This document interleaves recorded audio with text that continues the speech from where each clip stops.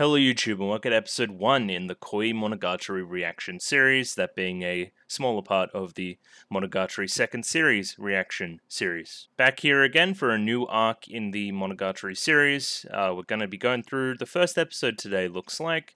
One thing you'll notice is the lighting is absolutely effed. I have to record early today, hence morning sun is overbearingly bad. So I'm compensating with 2 lamps up there. That may be why I'm a little bit yellow. And we're going to see how this looks. I think it's okay. It's better than the alternative, which is I'm like basically dark. So we can't have that. We need my face for the reaction video to work. So we'll work through that. The other piece of housekeeping is obviously the holiday. So I'm going on a holiday starting Thursday this week. I think I said so last week, but there will be no episodes next week as a result. So we'll kind of get the first little taste of Koimonogatari, then we'll take a couple weeks essentially to get to the next episode. So hopefully the first one isn't too cliffhangery. I guess we'll see.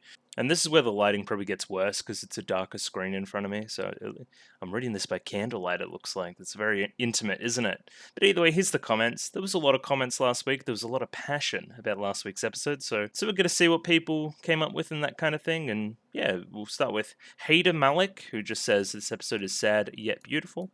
I can't help but agree. We'll get into some more context around my actual reaction in the future. But yeah. What's up with episode 2 and timestamp? This is me being lazy, as I replied there. So there's a button. I don't know if you guys have uploaded YouTube videos before, but there's a button that says copy description, and I use it quite a bit. And then I forget to change some stuff sometimes. So that's what that is. Anytime you see stuff like that, please just let me know and I'll change it up. There we go. There's a bit of a longer one. Gian bueno. Like I said in Discord, the kiss with Moe just rubs him the wrong way. Now, based on my track record, I would have thought that this would have rubbed me the wrong way as well, but I didn't think it was that bad. One, it's clearly platonic. It's not romantic in my opinion at all. It's not a romantic love. It's like a final goodbye kiss. It also, it fits within their character dynamic in a way that I thought worked. It's quite frankly ridiculous, the way that the kiss comes together as well. 3, I think it's explained below, but it works for the pun of the scene as well, which is the I bit your tongue instead of I bit my tongue, which you know, little pun there, a little bit ridiculous, but you know, it is what it is. And Gian suggests an emotive goodbye hug as a alternative there. I just don't think that would have gotten across their character dynamic as well. It's, you know, they're quite frankly ridiculous together. They're comedic, you know what I mean? Like just a playing it straight, pure emotive scene there, I don't think would have worked. But I don't know, I clearly didn't not care for Hachikuji, but didn't love Hachikuji as much as everybody else. She's obviously still a good character, but yeah, as you saw in the reaction, as I'll talk about later, yeah, didn't really come across. We've got a little bit of a correction here, so it isn't that aberrations can't change. They can change the way they are. It's the generation of the lie that's the problem in this sense. And it's all it's not set in stone. It's very cerebral and that kind of thing. So it's not, it doesn't have a clear and fast rule set. So in Shinobu's case, another thing I wasn't quite sure about, which is why did the darkness go after the civilians? They were the ones that initially perpetuated the lie, so they're the most culpable. Then the darkness goes after those, and then the darkness was actually probably after original Aberration Killer, if you wanted to talk about it from that perspective, started to swallow him, and Shinobu was nearby as a result. He's only got his hand left, and that's when we take that to Antarctica. The darkness stops chasing when she does something very vampiric, which is create a servant, create a minion. And then, yeah, the darkness doesn't follow them ever again, because she doubles down on her vampirism bag. Yeah, I don't know if this is all very relevant, if this darkness concept is coming back, but just food for thought, I guess. Couple replies here too, yes, talking about the pun, and then a little bit more of a longer worded criticism. I think it is a Monogatariism in the kiss. I agree with that. And yeah, I talked about it before, there's like the rule of 3 with the lolly kisses as well that needs to be done. Yeah, I don't know, it didn't feel out of place to me. That's where I'll stand on it, I guess. Yeah, this lighting is really bad. But anyway, whatever. We're rocking it. Cool. Get a really personal comment here from Kochin, which is more about my reaction. It was almost weird.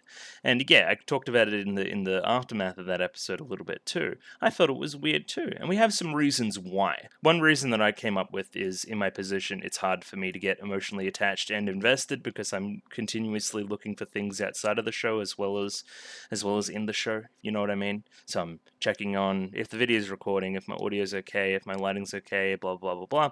So I'm pretty much constantly checking that stuff. But also within the episode, I'm not focused on the story as much. I'm focused on how they're telling the story, the shot selection, sound, editing, all sorts of stuff, colors. And I think that contributes to me not having a great reaction to emotional stuff all the time. I think I need to hit a bit better balance there. But yeah, Kochin has some different thoughts here. In contrast to the last arc, I had the twist pretty well figured out. This one, it kind of, I was off the mark pretty heavily. I knew Hachikuji was going to have something involved somewhere because they were setting up something, but I didn't know it was this.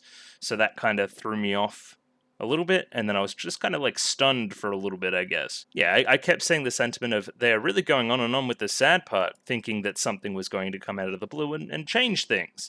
Because, I'd heard about Hachikuji. Hachikuji's a popular character in Monogatari. I didn't know that she would die. I feel like that's something I would have heard. And yeah, I mean, it's not my what's the word, duty to emotionally react to things all the time, but I felt like it was a really well done scene, so I was just a little bit flabbergasted as to why I reacted the way I did, and I think that's very interesting. I'm learning more things about myself as I go through this as well. So yeah, Kochin says that he didn't want to comment anymore, but then he comments some more. I do want to actually say this. There's a bit of a joke that Mayoi Jiangshi and the Shinobu arc and they swap, basically. Shinobu time, the Mayoi arc, and Mayoi arc is Shinobu arc. It's a weird swap. It's weird. Next comment here from Kramer is a long one as well. Kind of talking about the courage to tell a lie. That was a setup from Nisei Monogatari. There was a whole bunch of setups, basically. I remember specifically there was one in Nisei Monogatari where it's like, I won't disappear, and then she walked off into the white light and disappeared. And I'm like, that's foreboding. And then that kind of came to fruition here. She didn't really disappear, per se. She just kind of moved on. That's the way I see it anyway. Also, when Hideko mentions a full cast, it's because Mayoi's gone. That's why. She does know about Mayoi, it's just that she no longer exists. Also has an interesting theory here about why this arc happens simultaneously to Tsubasa Taiga. So there's a lot of stuff in Tsubasa Taiga about Hanakawa's home, and it's implied that this, what do you call it, the lost snail, the lost cow kind of aberration is for Araragi and Hanakawa. So as soon as Hanakawa, wants to return home, kind of, or the home doesn't exist, it's like really clear that she no longer is serving her purpose as an aberration, thus the darkness, and thus the lying, and yeah, all that stuff. Also, okay, this is weird, right? And it kind of adds into some other stuff later, a comment about Orgi, which I don't really understand, but we'll dive into. Chronologically, this is the same time as Nekoshiro and is before Nadeko Medusa. Something I caught on in later viewings is that Nadeko Medusa, Oshino Orgi, mentions looking for Hachikuji Mayoi. She doesn't know yet. Weird. So then 4 months later, after Otori, Araragi tells Orgi to, what has happened, to see what will happen in the future from her learning that information. Does Orgi want to manipulate Hachikuji like she's doing with Nadeko? Maybe. That's a loaded question. It makes it seem like she does. But anyway. And yeah, he kissed a bunch of lollies. It's true. Yeah, Orgi's weird, basically. I don't know what's going on there. I guess I'll do this comment now just because I'm talking about it. Hang on. Yeah, this latest one. There's an implication with the last line from Orgi about what is said in the previous episode, and you meant to make some kind of connection there. That has gone straight over my head. Let's put up the last line from Orgi here, which is that she needs to use Araragi's power at some point in the future to accomplish her work. I don't really get it. What is Araragi's power in this situation? Is it his vampirism? Is it something else? What gives, basically? And what Orgi is? I don't know. Is this something I need to know? Is my question, right? Is this something where somebody on Discord can maybe nudge me in the right direction? Or is it something that is left unsaid and will be fine in the future if I don't know it? That's kind of the question, I guess. Saint Yor also had a great theory here. This is another one that I think really kind of... why I didn't react so emotionally. There's a bit of misdirection, right? you think the target's Shinobu, but it's actually Mayoi. So it kind of goes from revelation, resolution, conclusion very quickly. Does give you time to register how sad it is, I guess. There's only kind of a good 15 minutes there where you're kind of processing the whole thing. So the cost is the reveal, right? The reveal of, oh shit, the misdirection, that's crazy, oh no. And that's the shock of it is meant to make the emotional reaction there, as opposed to a steadily built up goodbye. I don't know. It is like it's a choice. You know what I mean? And I respect them for making said choice. It just, again, resulted in me reacting the way I did. Jaramero and G-Bird, very excited for Best Girl. Time for Best Girl. I don't know. I have some theories about who this arc's about, but we'll talk about that in a sec. Timo talking about a lot of the similar ideas here, kind of the shock, not getting too invested and super emotional. But it is very well written. I can agree with that at least. And yeah, looking forward to the next arc. It's here. And Simon, he's not having a good time. Not Daijobu. Full cast no more. Full cast no more.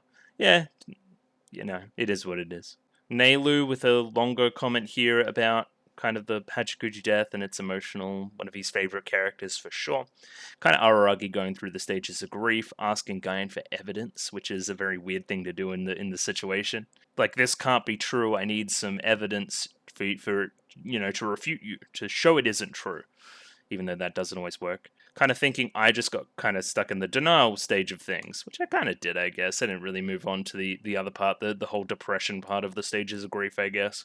If I'm using Araragi as a character, you know, surrogate for my emotions in the story, I guess. And yeah, the Hachikuji bonus stage thing, it's a reference to early in the story as well. Back in Nisei, Araragi fake foreshadowed something happening to Hachikuji in the future. Is this about the disappearing part, slowly disappearing, and that kind of thing? Because that isn't really what happens. So I think that's pretty funny, actually. A little bit of double trolling there. Because it is very, very, very obvious foreshadowing, and then it doesn't really come to fruition in the way the foreshadowing says. I think that's pretty cool. Dharma Mansya, Koi is peak arc. Peak. So very excited for today's episode. So Gain is not fucking around and Augie is doing something sus in the background. This has been pretty much perpetually true the entire show. So again, we'll see where this goes. And the last comment here from MC Steve. Silly bit of information. Oh, I guess you should talk about PCG 27's second part, which is, I agree with your reaction. It didn't land for me either. I'm not alone. That's good. I've seen some reactors cry to it, others don't. Yeah, I mean, people can have different emotional reactions to different things. Like, okay, let's bring up an example. There is one scene in Liz and the Bluebird. I don't know if you've seen it. It's like the Hibiki euphonium thing, but it's excellent. It's by Naoko Yamada. It's brilliant. It's one of my favorite movies. There's a scene in it that I think is innocuous, but it makes me like tear up every single time. It's one where they're looking at each other through windows. It's one of the best pieces of media I've ever seen in my life. And that makes me like bawl my eyes out, and I've seen other people react to it and go like, "Oh, that was just like something. That was just a scene." And I'm like, "Well, what gives? What gives?" I guess that it's just to demonstrate we're all different people and that kind of thing. I don't know. Either way, back on to MC Steve's comment. Silly bit of information that was cut at the end. Araragi admits feeling guilty about kissing all the lollies. Prostrates naked to Senjugahara. She makes him watch a love scene of her and Hanakawa as punishment. What is? How is that punishment? I guess that's the Augie line as well. So maybe I relate to Augie there a little bit as well. A little bit of trivia there to finish us off. No recap this week because I don't think it's going to be relevant going forward, and I got some reasons why. So it's called Koimonogatari. Koi means love. I actually got up the Japanese dictionary and checked some stuff. It's love, but like romantic love. So it can't be like, I love my sisters. Well, I mean, most of the show is like, I love my sisters, but it's like, I love my sisters, you know? Which Araragi does as well. Anyway, I'm implying that it's Senjugahara. I think that's who we're looking for. It would make sense. You haven't seen Senjo in ages. Not since Nekoshiro, actually.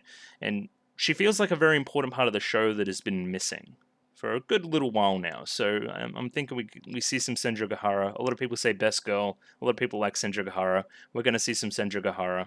It's that or it's other romantic relationships in the series, which I cannot think of a one. Kambaro has some unrequited feelings for Senjugahara. Not much else. I guess the sisters have boyfriends, but that's about it. The rest is kind of just a pseudo-harem around Araragi. So again, it's probably Senjo. So implying some things, Senjo can't be involved with this job with Guy Nezuko and Yotsugi and Episode and all them, right? That can't be here if Senjo Gahara is involved.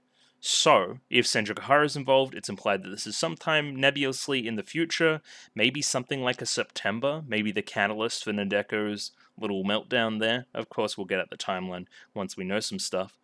But yeah, that's why the recaps are relevant, basically. I don't think the events of the last episode are going to translate well into the events of the next episode. I think we're moving on to something completely different. Maybe just some predictions before I jump into the episode proper. Love story, Senjo Gahara is involved. I'm thinking maybe September. 6-episode arc could even take place over 2 different time periods, something like that.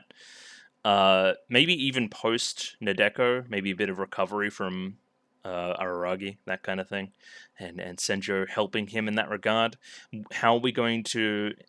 Nishio Sin isn't a basic writer. He's not just going to write a love story. How are we going to flip it, is my point. But either way, all will be revealed. Chill stuff. If you like the video, consider liking the video. If you like the video and want to see more, consider subscribing to the channel. Comment below anything you thought about the episode, anything I could do to improve my presentation, comment below. I'm doing follow for follow on Twitter, so follow me on Twitter if you would like me to follow you back, and join the Discord, talk to me about Monogatari on the Discord, all sorts of other stuff on the Discord, and yes, jumping into episode 1 of Koimonogatari right now. Rightio, got episode 1 of Koimonogatari up here ready to go. Let me pop that up on screen there. I'm very red, but I'm very red in general because of, again, the lighting. I'm going to shut up about it. Little spoiler, I just clicked onto the episode, and you know when you click on something in VLC and it just like opens, I heard like the start of like the Kaiki music, so we're gonna see how that goes. Maybe Kaiki's here again. The red would fit. Either way, using Colgirl subs and picture-in-picture in the description below, and gonna jump in and give it a 3, 2, 1. Radio, 3, 2, 1, go. Yeah, this music. Yeah. The truth. We'll just talk about lies a lot. Okay.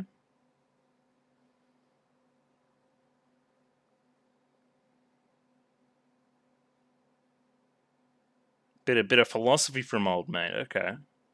I've started to come around to your way of life.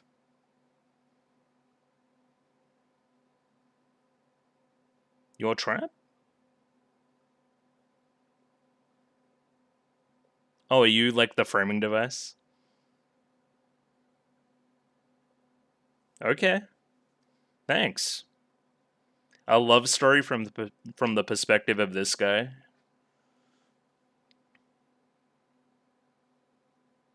Every reader, that fourth wall, serves them right. I don't think you exist. Okay. It's not. There's still like a lot of show left. Yeah. Thanks, mate. Alright, cool. Oh. It's a jam? Yeah. Who's in the car? Is that Kaiki? Yeah, like 80s vibes, right?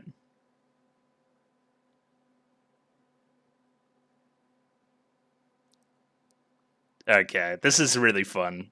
Because we're using this as like, you know, it's all very, you know, fake. You know? And then Kaiki's here, yeah.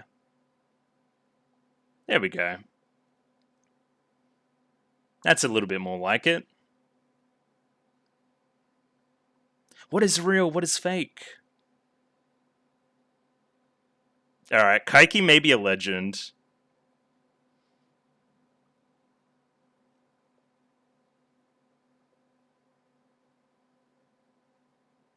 Was it a snake around a crab? Yeah. Alright, so we're getting a lot of Kaiki, looks like this arc. Interested to see the timeline? Just that one screen that'll come up and tell me when this is?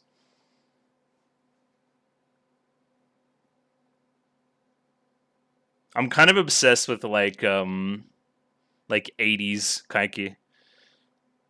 Hitagi end? Well, it's not the end. Unless she dies too. Anything's possible at this point. 1st of January? Okay. So I'm imagining the next year, right? That's nice. It most certainly is. Bit cold.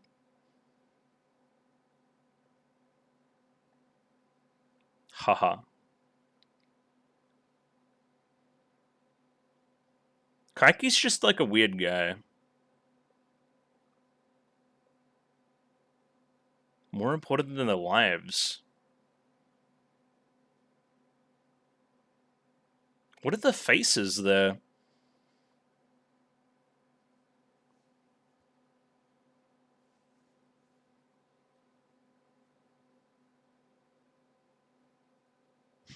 All the love hearts.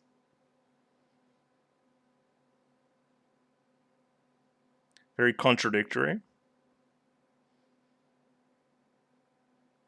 Okay. What do you need? Somebody I'd like you to deceive? Yes, it is. Kaiki desho?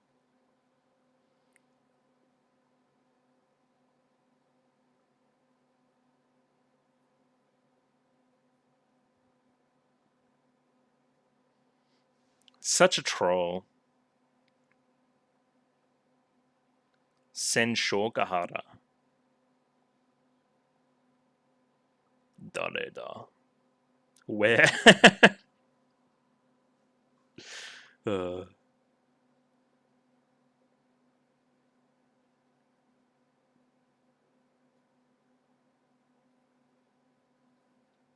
No, you're not. She's gonna be like, I'm looking at you.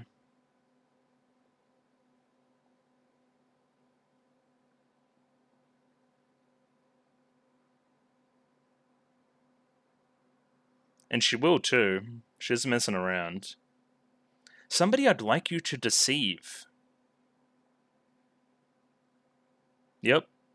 Look at you, vampire boy.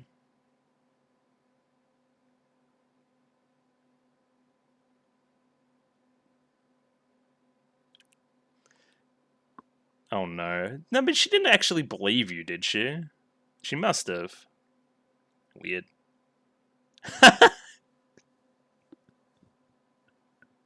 Cursed image. Whose identity I don't know.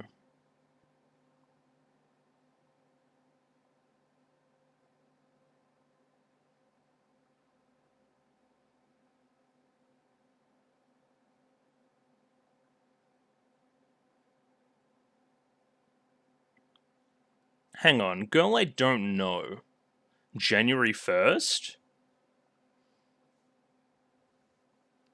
Let's just wait and see.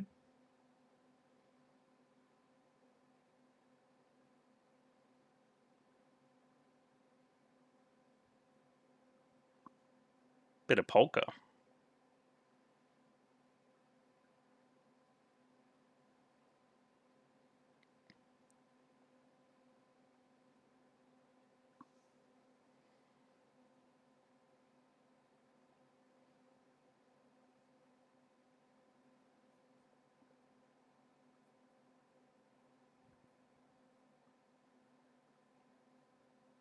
But she sees him getting off the plane.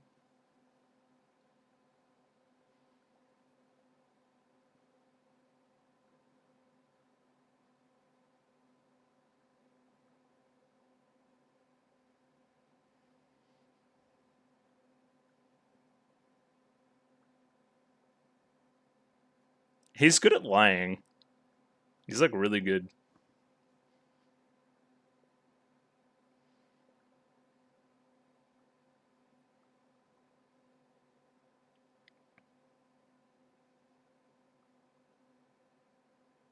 Ew.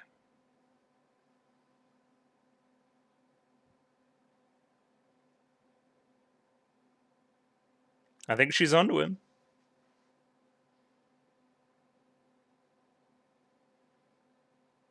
Great. Why? Yeah, so is this... Okay, we're going to talk about this later. I'm not going to get distracted. Focus on the episode. Okay. Great. It's another great image. This is really good pacing. It's a nice comedic tone after what happened to Hachikuji happened, you know? What a fun-loving guy. Look at these two.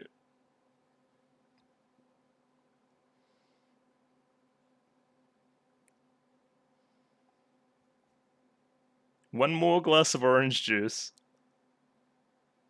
You hardly ever see Senju flustered.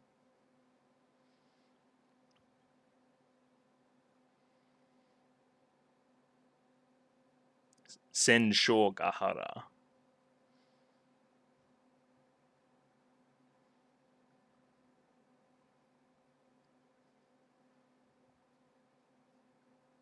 Yes. Elaborate. I heard that part. Yeah.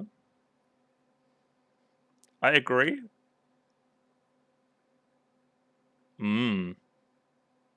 Sure.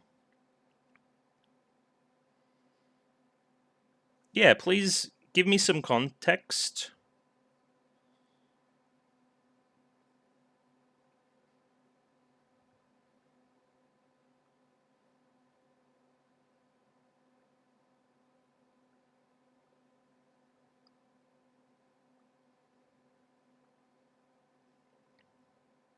Atonement? Okay, so it isn't what I thought? Okay, alright.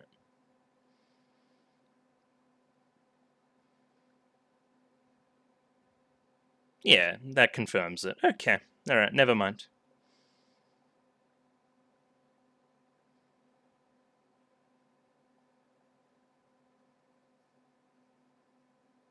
You must do it.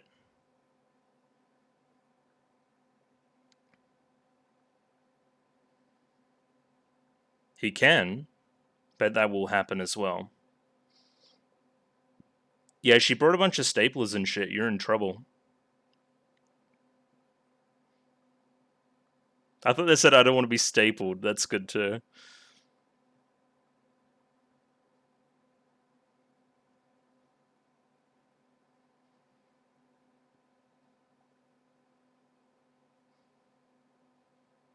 Yeah. Elaborate, please. Okay, sure. Why? No. Nah, but Araragi does a lot of stuff behind Senjo's back as well.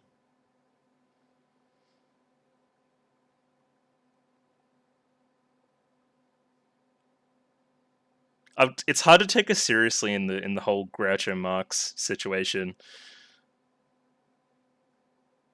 It's true. He doesn't know.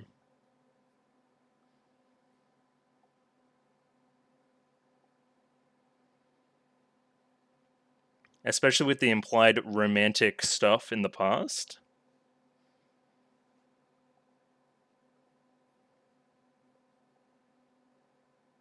No, it's like last winter break total.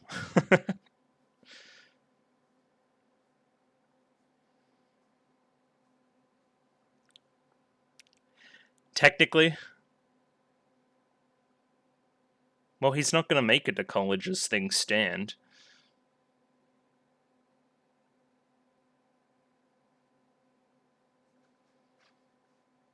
Better now than ever before, I'd imagine.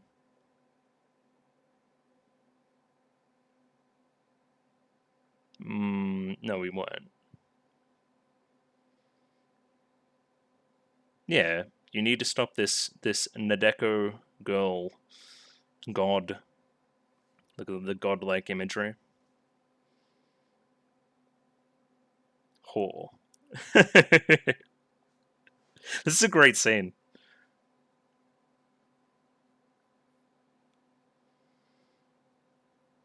How are you going to fool her? I thought that might have been it, yes.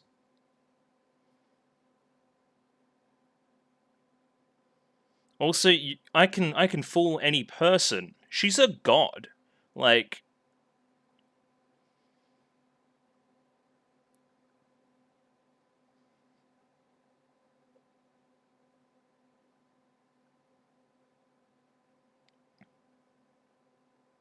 Okay. It's a very adult way to look at it. No, but Aragi's not going to take that.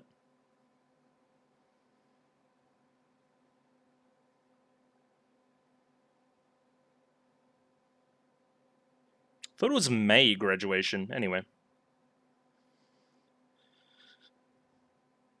Okay, let's hear a story.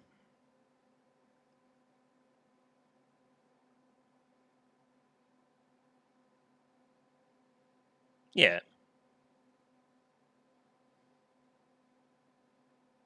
Yeah. Yeah, 1st of November.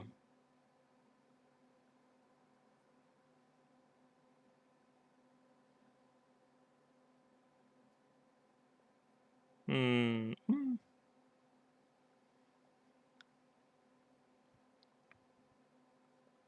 Was it a crab god? I forget. Must have been. An odd disease.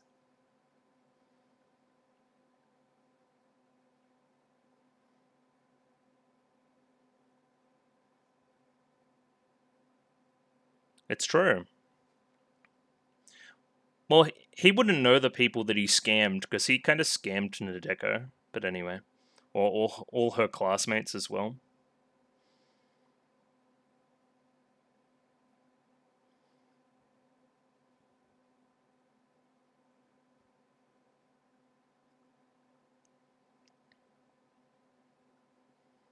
Okay. Yeah. Ningen Janai.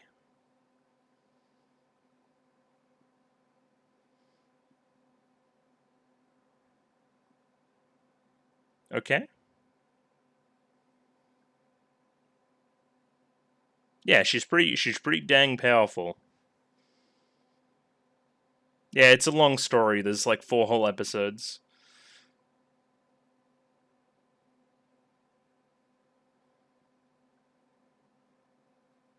Is he figuring some stuff out?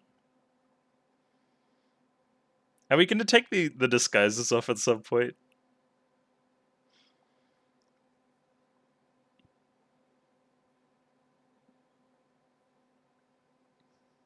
Yeah. You put it together. But the classmates were. Yeah. Also, Kaiki in a Hawaiian shirt is a cursed image. I'm sorry.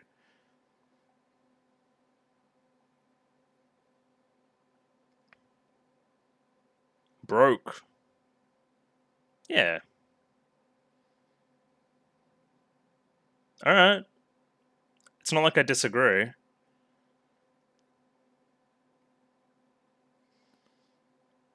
What did he say to incense her? I didn't quite pick that up. Anyway, I'll get it on the second view.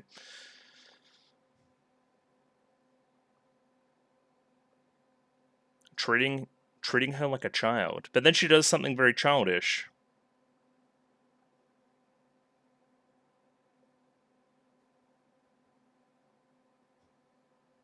Get trolled.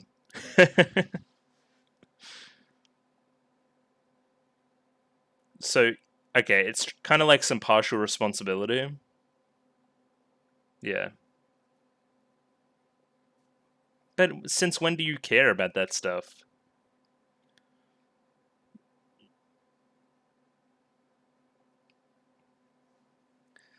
Deceive. How do we deceive the god?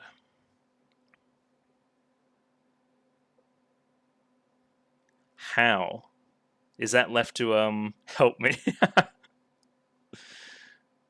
Oh, help me. Yes, okay. Yeah, she's probably not great for her. She's probably very desperate.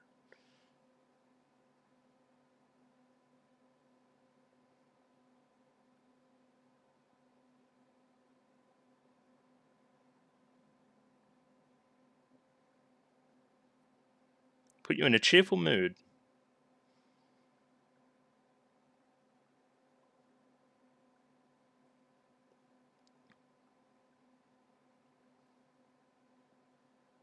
I did not say that. Don't need mere confidence.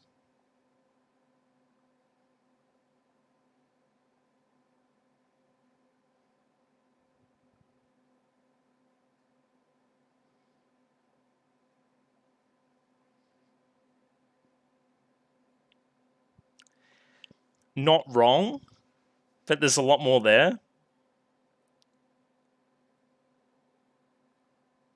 Stop.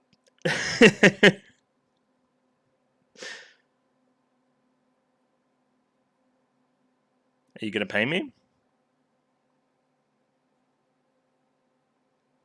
I'll literally pay you. No, it doesn't.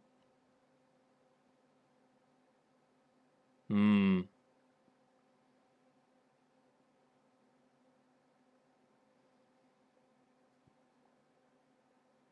It's not. That's not insignificant.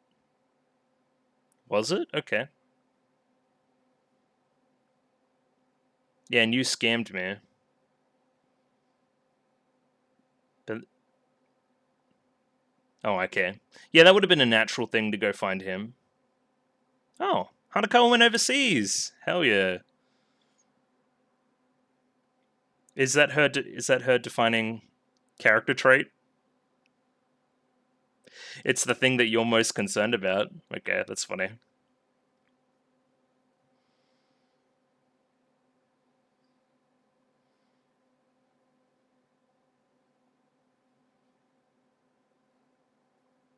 Why should he care?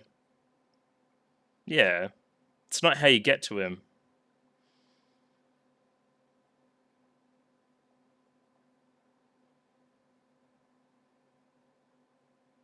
She will literally pay whatever. You have all the bargaining power.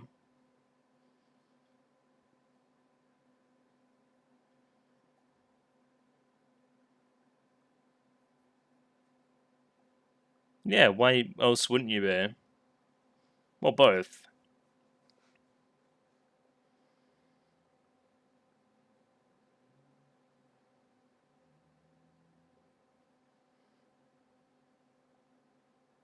Yeah. But he wouldn't take that either. Alright, that's a bit. Wait, hang on. Is there? I thought it was May. Anyway, I'm wrong. Ooh. Great. Alright, what do you reckon about that, Kaiki? Hmm.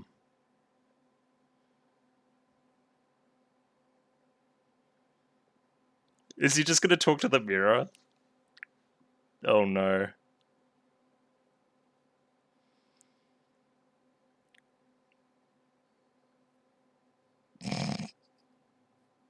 Okay, so you want him dead. That's good.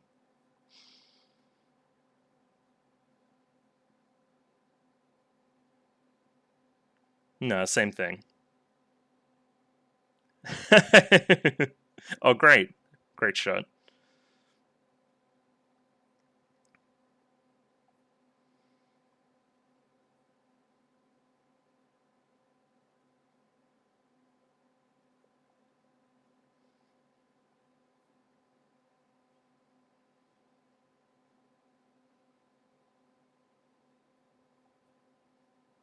Then what motivates you?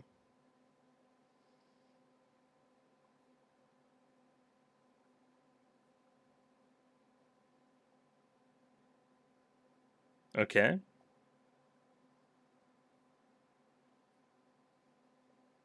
Yep, you did. All great in the back too. Oh, you did that as well, yes.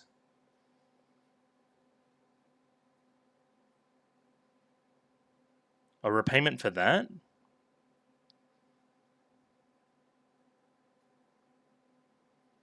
Why, yeah. Again, why would you care as Kaiki about that? What about Hanakawa?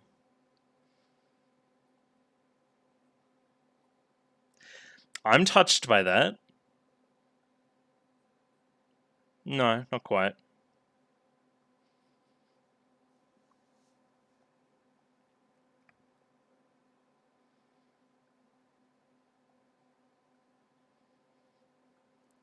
That's so contradictory. It's like you're running it through a set of ethics or your own personal code and seeing if it fits. Yeah. The guy and child.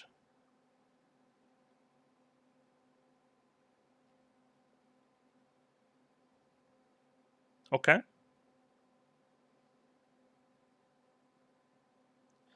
And how is she important? Yeah, good friends, yeah. I remember. Classic scene. Oh, closer than you may ever imagine.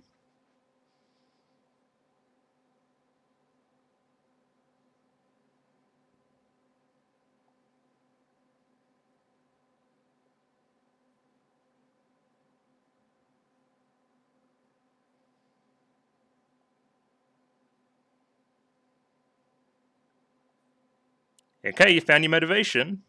Great. Is that the episode? Yeah, pretty much. That's a very interesting episode. Very contained. A lot of information in it, a lot of setup. And a new ED here, of course, as well. So, Oshinameme. Summery vibe, for sure. Got that kind of like palm tree in the background. And Arugi's just having a study, not really concerned.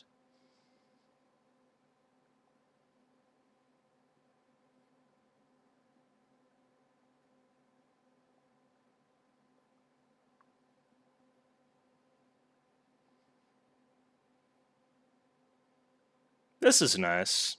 I actually really like the kind of blossom pink we've got going on too. Invokes graduation. I don't know, why are these hanging? Anyway.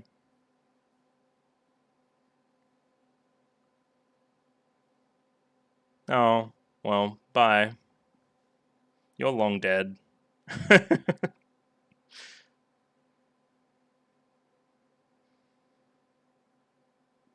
Oh, Yotsugi, weird.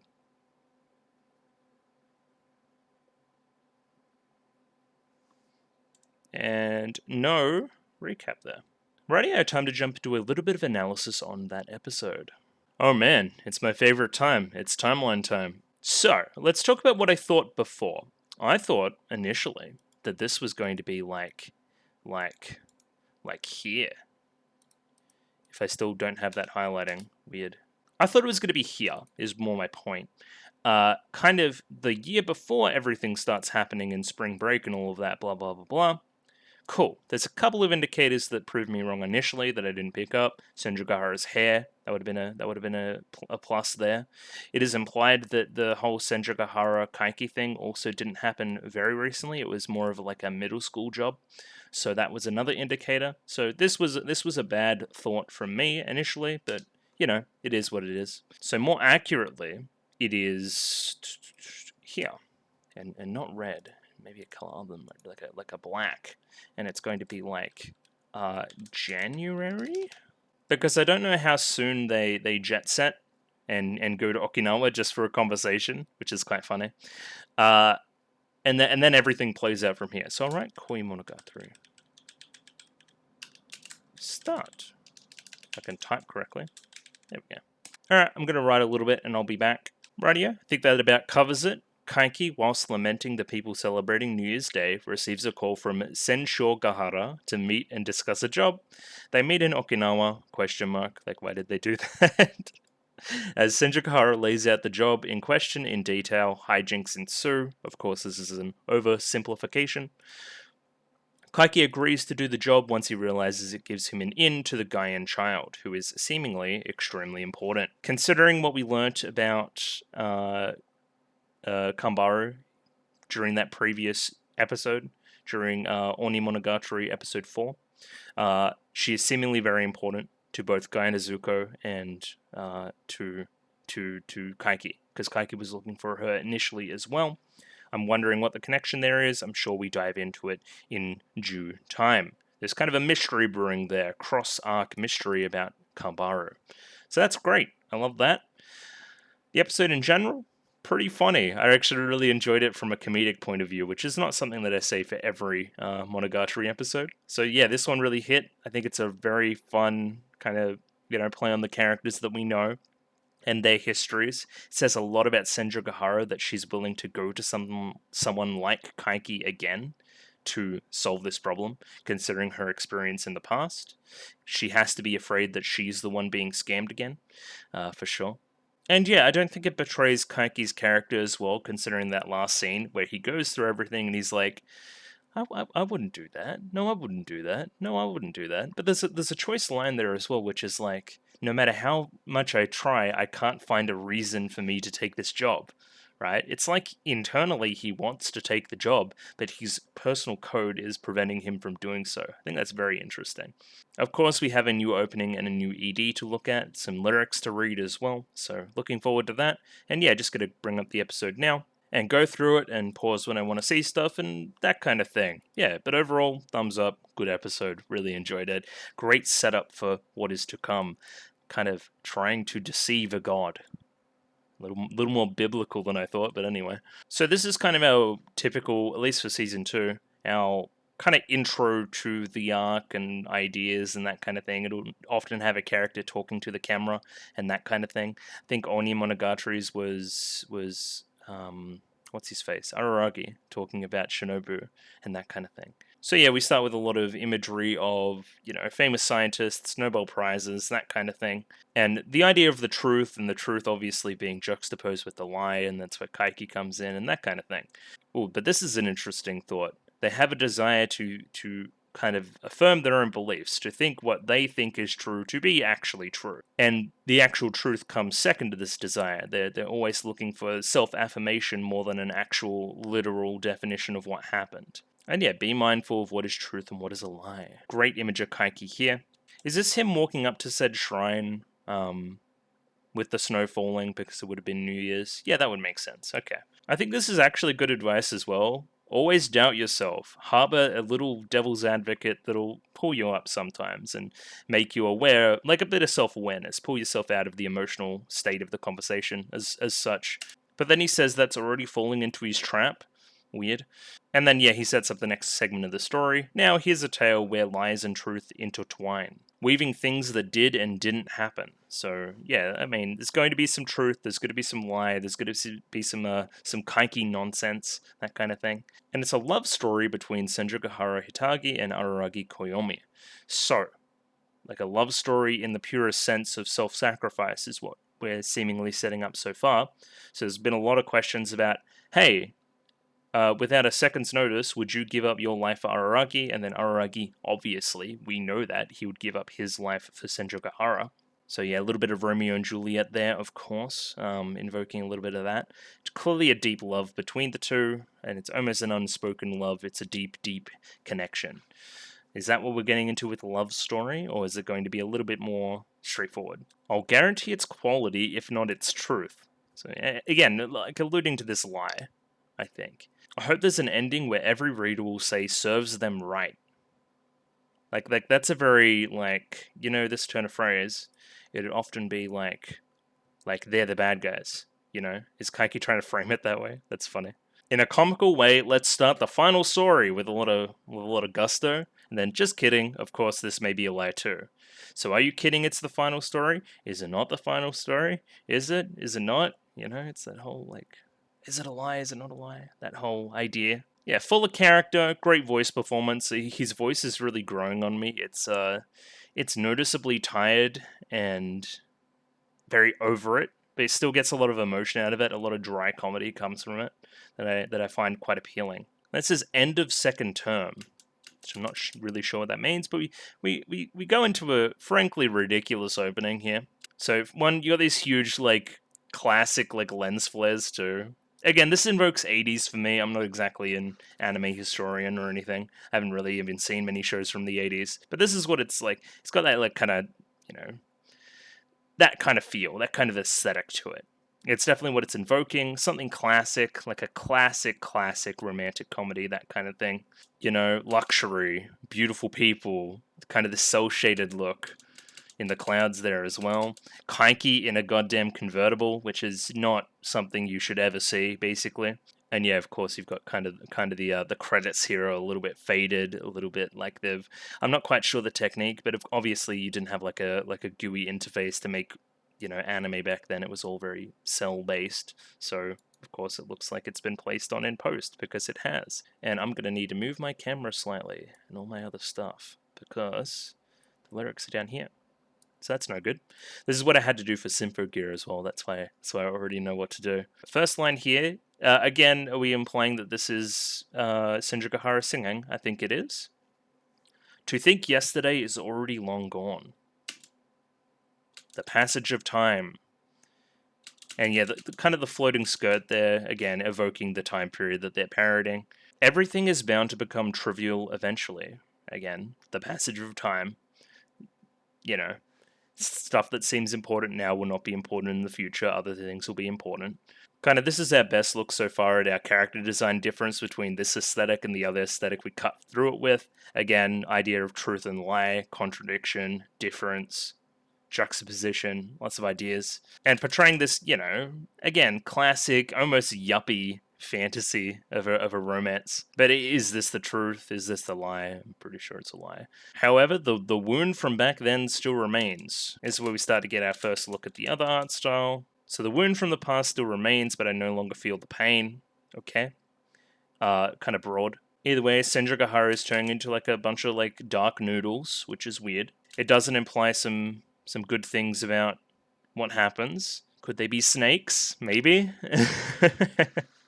That definitely doesn't bode well. And this is our most clear look at the difference here. So, you know, two different art styles. Almost this like really faded look on one of them and then crystal clear in the other. Kind of denoting what's the truth and what's not the truth, maybe. You know, from the moment I met you, my fate was rewritten from scratch. And then we're looking at Kaiki. Again, no Araragi at all, you know. Is this a Kaiki POV story? That's something we'll need to follow as well. It seemingly is such from the opening scenes. That's very interesting. Can we talk about how Kaiki sees the world through this as well? Very similar to Araragi in that, well, kind of similar to Dendeko as well. Kind of sees people, but doesn't see their faces, right? They just kind of got these weird patterns. That's kind of what I saw before. Kind of sees Symphogear eye to eye, probably because they have some similarities and some importance to the plot, but he didn't see anybody in that entire airport either. Well, besides the waitress, of course. Okay, maybe I'm just wrong. I don't know, I'm trying to make a connection between how Araragi sees the world and how Kaiki sees the world, because I think that's something we could look into as well. Like, either way, like Kaiki not in like a black suit and like, you know, his normal look, his vampiric look. He looks frankly ridiculous. Like, he's got like the sweater around the shoulders here and the gold rimmed glasses, and later he has the Hawaiian shirt. Again, him in a Hawaiian shirt is, you know, invoking Oshino Meme as well. Again, Symphogear was looking for Oshino Meme and then ran into Kaiki in a Hawaiian shirt and then kind of went, this'll do. It's kind of funny as well. Leaving me with but a single fear, as again we see a bunch of snakes coalesce into Symphogear. Even if my entire self was turned upside down, and here's the most clear imagery so far as well, right here. White snake kind of swallowing the crab or constricting the crab. Kind of what will happen to their relationship, kind of what will happen to Symphogear in 74 days' time. Even if my entire self is turned upside down, this is the first time I ever wanted to protect someone. But again, a lot of focus on Kaiki, right? This look at the through the head into the brain. And then same with him, but on the opposite angle. I may not know why I was born into this world, but now I have truly found a reason to keep on living. Okay. Right. This is kind of Symphogear's motivations, and it's the most interesting part of the opening, right? Is these are all obviously about Araragi, but we're focusing on Kaiki. He's the other partner in this really kind of classic romantic scene, in this really, you know, again, yuppie fantasy romance beach convertible. But yeah, I find a reason to keep on living. In the past, I would have just let bygones be bygones. If I have to die, I'll die. But now I treasure this kind of life I have with Araragi so much that I can't accept these conditions made by Nadeko. I need to change something. That kind of vibe. And we end on the look of the crab and the hat. Very cool. Now this is interesting. Hitagi end. The end of Hitagi. Kind of that there's that starting part with oh my god, Kaiki talking about the final arc or whatever this is, whatever he implied, right? Again, me in the moment right now, I know there's more Monogatari. I know this isn't the end. Maybe it is the end. Maybe we're just backfilling a bunch of stuff from here, but we're trying to prevent the end, essentially. The hard kind of finish to what we have going on. Alright, we get that look there, 1st of January. It confused me initially, but now I'm on track. So we see crowds, like background images of crowds, and then this shot of Kaiki all alone. He mentions this twice in the episode, so I guess it's important. He was witnessing people giving away their hard-earned money to some god. And again, shrines and gods become relevant later in the tale we're telling. Yeah, so we have these wides of the crowds, no specifics on the faces. Again, we're just trying to get that idea of the place being crowded, basically. So it's the fun to observe the visitors is why he's there. So throwing away money, more important than their own lives, we have to remember how much Kaiki loves money. You know, nothing but trash. Why are these people throwing away, you know, this thing that I find so important for something that, to my knowledge, doesn't exist, right? Something I believe is fake. I could see why that would be amusing to someone like Kaiki. Yeah, this is the idea of the crowds we get from Kaiki, right? This kind of pattern on the face. I don't know what it's invoking, kind of this kaleidoscope. It feels like deity-esque to me, which would make sense. And then he backs off a little bit. Again, contradiction. He's like, oh, maybe I am actually here to make some wishes and some prayers and that kind of thing to maybe find a partner or, you know, that kind of thing. But again, concerning me, the pursuit of maybes may be an endless task. Maybe. Again, contradictions. Everything he says is a goddamn contradiction. We don't know what the hell is going on, right? And then the plot starts basically, hey Kaiki, it's me, Senjogahara. A name like a deadly blade. True. There's someone I'd like you to deceive, and then we spend a large portion of the episode finding out the context, basically. So let me explain it here so I don't have to go over it in the moment. She basically wants Kaiki to deceive Nadeko, we don't know how, to get them out of what they agreed to, right? To essentially scam some more life. To prevent their murdering at the hands of this god. I wonder what conclusion we're going to go to. I think it would be kind of poetic for them to die during graduation. I think that's, you know, once we've achieved everything, you know, that's our concrete end. I think that could happen, right? Obviously, I don't want the characters to die. That would be bad. I want them to live happily ever after. I'm invested in their stories. I'm invested in Araragi's personal growth to get better. I'm invested in Senjogahara not becoming as kind of forlorn and broken as before and repairing that and learning to love and all these other things as well. So I don't want that to happen. But I also think it would be quite poetic as well. Again, I really don't know what we're going to do. So now we get into a bunch of bullshit. So he's like, no, I'm Suzuki, and I'm actually in Okinawa right now. And you're Symphogear, and... But why? They're both playing into each other's games. One, it demonstrates how desperate Symphogear is, which is very important, and a very interesting bargaining chip that she's putting forward, because she knows how much Kaiki values money, right? And if she's coming across this desperate early enough that she's willing to fly to Okinawa to make it happen, then you're putting yourself in a bad position immediately. Eventually to the point where she offers up her own body. Like, she's just going with it, you know? That's what I'm getting from this. Because, again, she's that desperate. And hey, Suzuki, if you don't meet me in Okinawa at this cafe, I'm going to kill you. So hence, Kaiki has to, you know, weasel his way over to Okinawa for a meal. This is the image that had me laughing during the reaction. Kind of Kaiki just resting in a plane chair. It's quite funny to me. Again, nobody else in the plane. We don't see many people in the airport other than like the waitress. So there's some of that idea. I guess I'm maybe grasping at straws a little bit, but we'll see. Why does that liquid look so good too? Like why? Why'd they do that? Still even like lying to himself that he doesn't know who it is. It's just funny. Like why? Something about victims here in the text too. Hang on.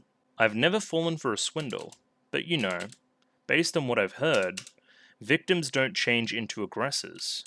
They usually something, in my opinion. Well, the whole victims aggressors thing, that's talking to the whole Nodeko ideas and stuff.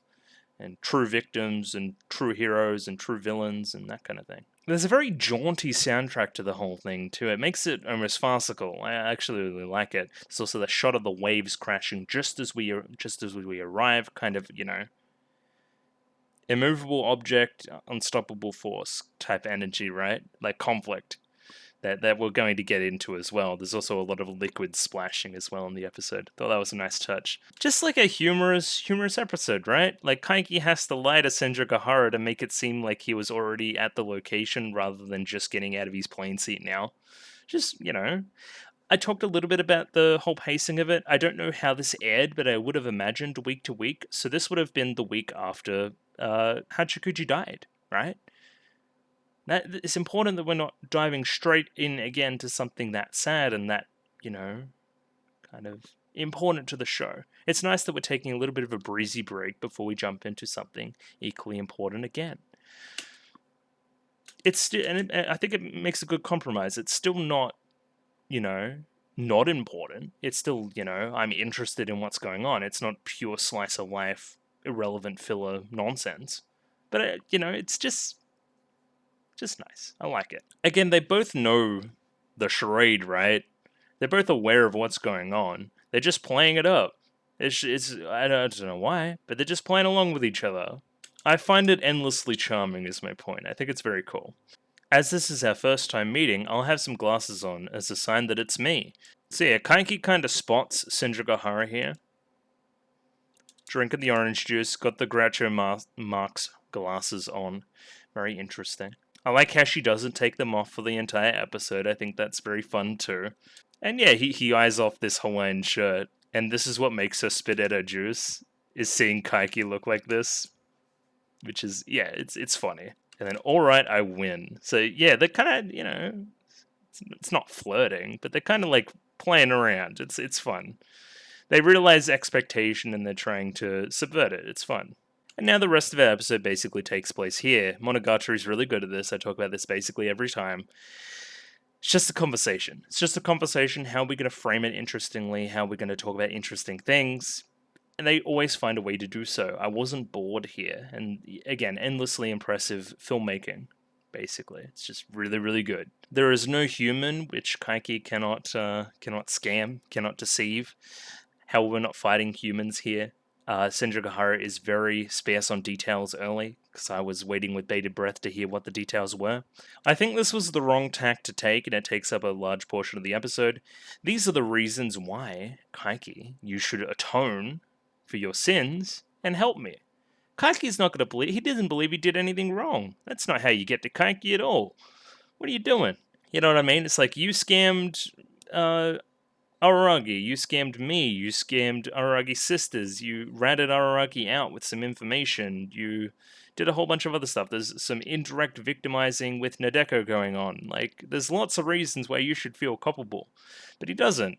You know, the only reason that ends up motivating him in the end is the selfish one. Very true to his character.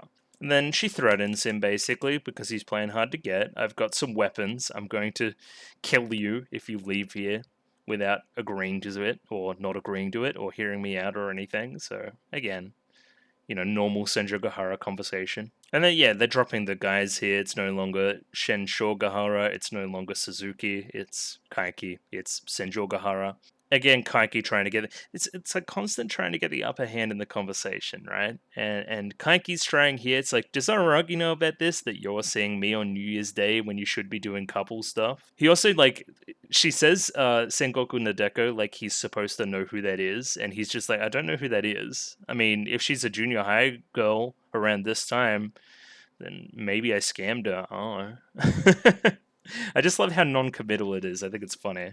Again, a lot of this is playing off the supposed crush that Senjogahara had on Kaiki in the past as well. Like, oh, you're coming back to me, are you? You know, that kind of vibe. It's all very playful. And Araragi's studying, something we see in the ED as well. So, again, studying for college, studying for a future. Why does he still need to do that? Why is he still doing that? Is Araragi perhaps planning something in the background as well, to which a future may be possible? Is this a motivation of him continuing to study for college and wanting a future there, an indicator to Senjogahara that she should do something? Because that's very cute. I like that. Because yeah, I didn't really think about it. Why else would he be studying for college? That's weird. Yeah, the both of you will be in college by the spring. Hell no.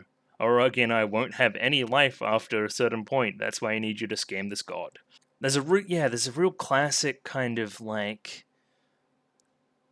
I don't know. It's almost like a well written like prestige TV show. That kind of thing I'm getting from this. Like that kind of dry sense of humor, matter of factness. This shot here, just a very, what I'm seeing right now is ridiculous, and we're framing it like it's normal. I think that's very fun.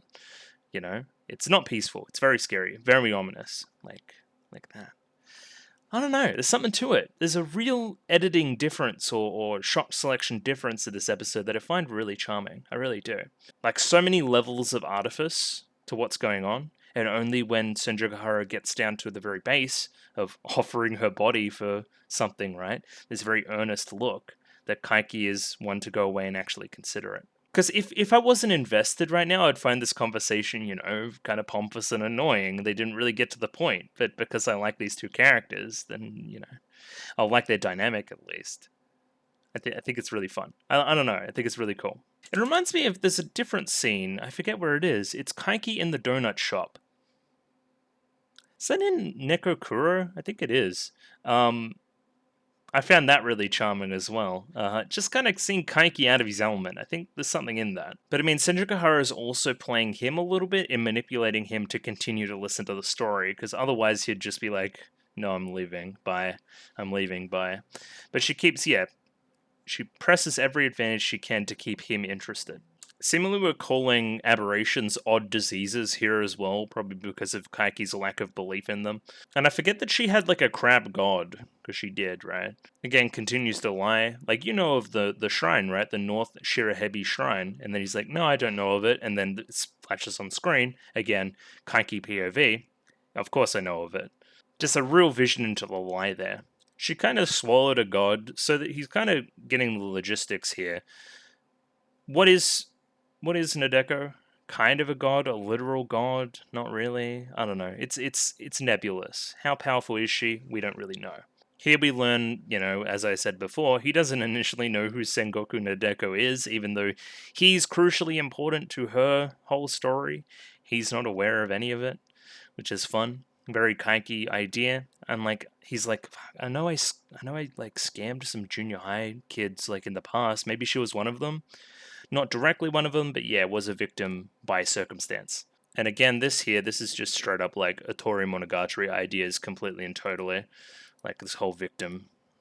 You hear the word victim a lot of times during that arc, I'll say that. Also using a bunch of dominoes there as an idea of I guess, fraud continuing on, lies continue on, creating new victims, that kind of thing. I'm guessing he's secretly pretty happy he brought that much negative energy to one area. This is where Senjogahara kind of breaks a little bit, grabs the orange juice and goes like that, clearly incensed by this idea of, he says menace to society there. Kind of not taking blame for it and blaming the outer area rather than him, who was directly responsible, And again, this has dire consequences for Senjogahara, therefore she is angry. They waste so much orange juice in this episode too, honestly. She already spat some out before. She says, don't treat me like a child, after doing something very childlike, but then apologizes as well. The framing here makes her look very meek. There's a lot said with the eyes too. Of course, we don't get the rest of her face because of the stupid disguise, so, They do a lot with a little. I think it's very cool how they're restricting certain things and still getting emotion across. Kaiki also throws some shade there and results in a bit of a fist grippage from Senjogahara. Clearly, she doesn't want to be here anymore. She's clearly pissed off. It reminds me a lot of Nisei. That scene where they're just kind of talking, Araragi, Senjo, and Senjo just gets, really pissed off. He clearly knows how to push her buttons, right? And we get that nice scene in Nisei where Araragi's there to hold her back, essentially. But he's not here this time. So she's trying really hard to be on her best behavior, because she is the one that wants something, of course.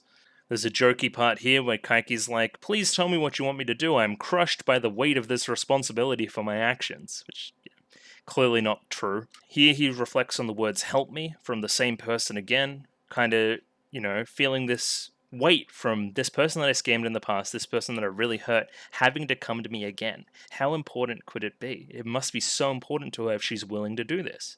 However, this isn't the factor that motivates him in the end. It's something selfish, right? Even he's kind of wondering how it feels to save someone. So maybe he isn't all that bad all deep down, even though that scene at the very end of the episode kind of contradicts this. I didn't notice during the episode, but here we changed the colors after this point. I don't know why. Maybe it's a difference in opinion or mood of Kaiki. Don't really have a theory there. So the thing here, right, is coming back to Kaiki, you have to be afraid that you're going to be scammed again. And he even kind of lampshades it here a little bit as well. There's no one I can't deceive, right? Of course, Senjukahara is smart by this point. She must have some other plan in case he plans on doing so. Is this a meta joke? Because I missed this in the moment. Kind of, you have to save his lolly slave as well. I'm perfectly fine even if there are 5 more lolly slaves.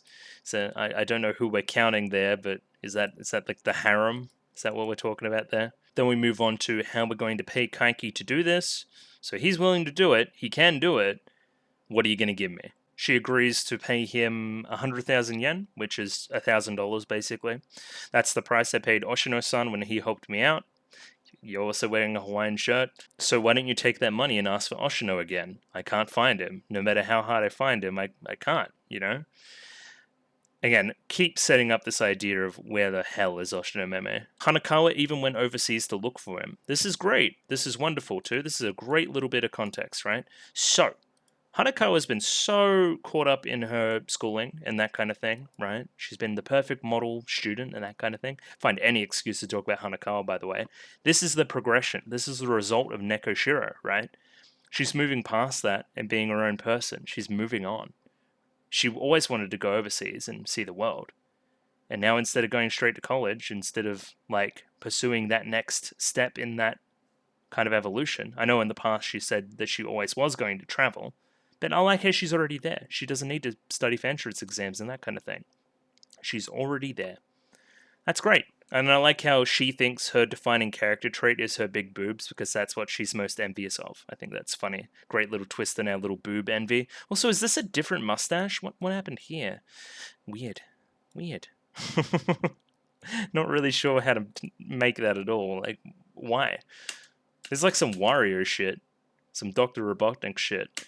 Of course, she asked for Kaiki to work for free because of his responsibility and his, he needs to make up for what he did. Of course that's not going to happen. It would never happen. Heaven and earth would be flipped over before that happened. And again, here's where we really see the power dynamics come out. She's very meek here. Kaiki's very, looking up, uncaring. Demand an amount. She's lost all semblance of a bargaining power, I'll pay you whatever sum, name a sum, blah, blah, blah, blah, blah. At the absolute limit you are able to pay, if you could spare only one life, which would you pick? Your life or Araragi's? Again, no hesitation, Araragi. I can prepare a lump of money in the time between here and graduation, and also, if needed to, I can sell my own body too. Then, coffee in the face, nice little flip of what happened before. This is clearly not something that he wants, right?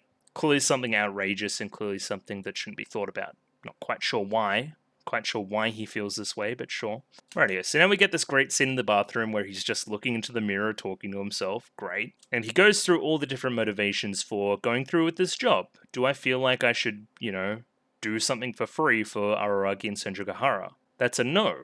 I would never do that. Never to be true. And basically we go through a bunch of things and he keeps saying no, no, no. That isn't me. Brings up Sengoku. Would I, do it to make up for what happened to her? No. Why would I do that? We get this great shot here of the mirrors reflecting each other too. Do I feel like I want to do something to make up for what happened to Senjukahara and her family and how I took advantage of that? No, I don't feel that way at all.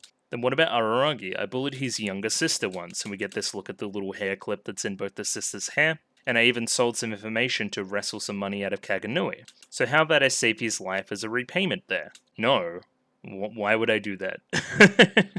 And how about Hanakawa? Am I touched by this girl that I don't know and her efforts to go overseas for the sake of her friend? And then thinks, maybe she's rich, maybe I can wrestle some money out of her parents. Don't talk to Hanakawa's parents, by the way, they don't really care. And then no, I'm not gonna do that. I'm not even finishing that thought. And then this is the line. This is a very, very interesting line to me. No good. No matter how hard I think, I can't find a reason to accept this job. There's this separation, right? There's one part of him that really wants to accept it, and then another part that can't justify why. And I think this is the kind of conflict between the two. Manifesting here.